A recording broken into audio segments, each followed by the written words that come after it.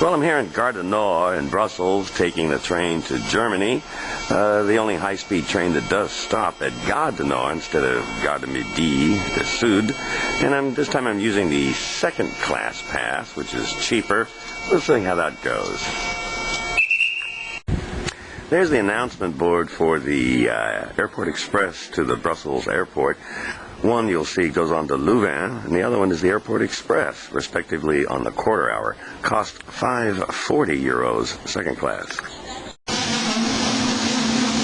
This train, if you'll notice, the locomotive's in the middle, because one part of it goes to Knokenberg, and the other one goes to Blankenberg. So it's going to split, hence the two engines. So you're going to be in the right part of it. That's a train going to Amsterdam from Brussels, no longer stopping in Gare du Nord. That's the ordinary train, no supplement.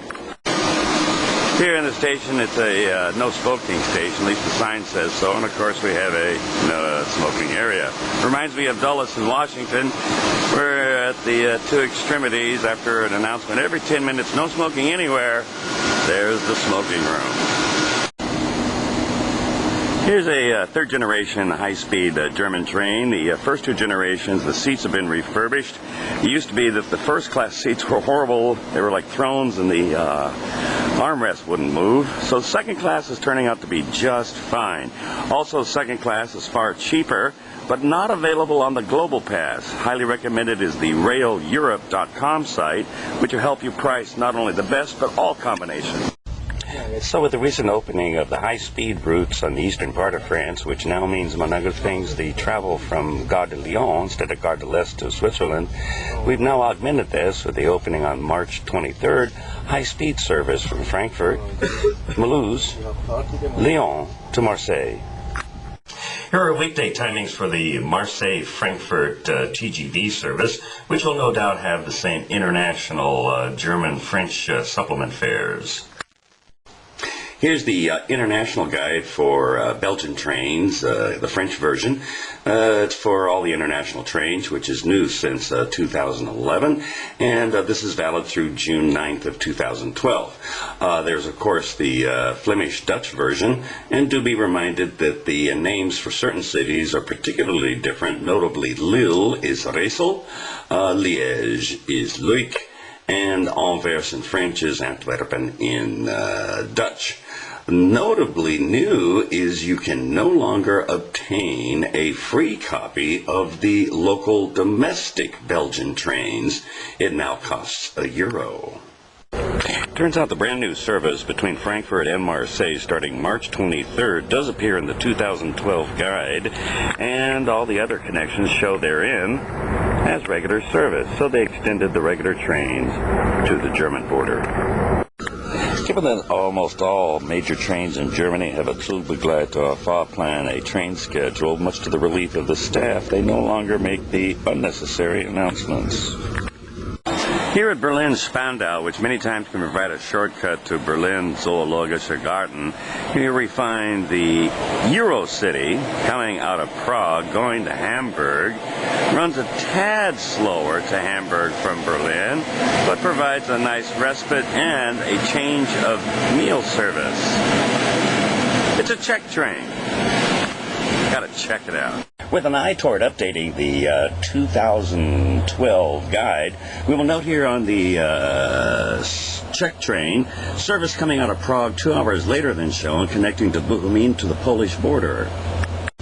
Well, in the refurbished ICE trains here in Germany, there's no longer video nor audio service. In the older trains, especially those of the first generation that have a slab in the front, if you will, remaining only in Sweden, 3 channels, in Denmark, intermittent radio service. The Fiat high-speed trains in Italy, they never work, and Spain, usually an occasional bad channel, with the exception, ironically, of the German-produced Avi trains.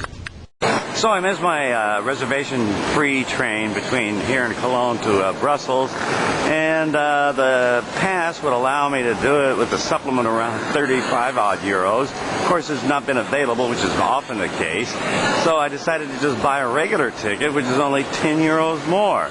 The alternative was to take 3 regional trains, would have got me to Brussels an hour and a half even later. As noted previously, here in Cologne, going to Brussels is not Paris. And here we're on track 8. Notice there's 2 sections.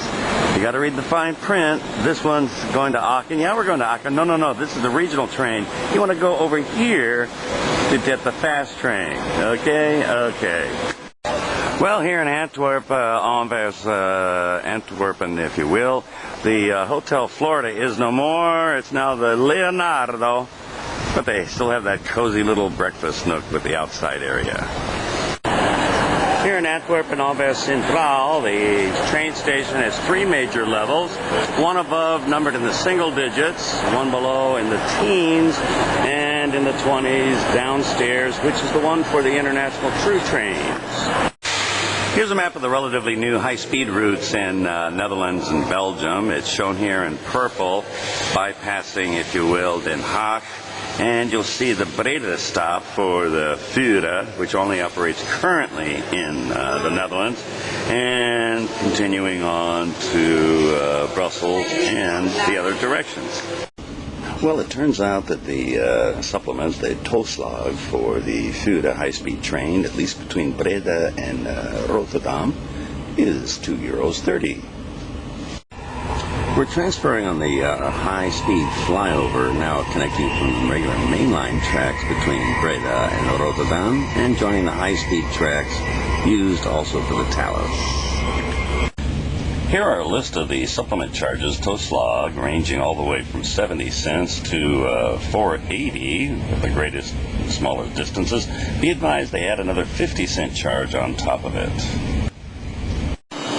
Well, this is the Fyra, and some of the equipment has a different design. It's high speed, doesn't look it. Going between Schiphol, Amsterdam, Rotterdam, and Breda. It does require a supplement, I found out after all, ranging anywhere from some 4 odd euros first class for the full length of the journey, down to 70 cents between Schiphol and Amsterdam.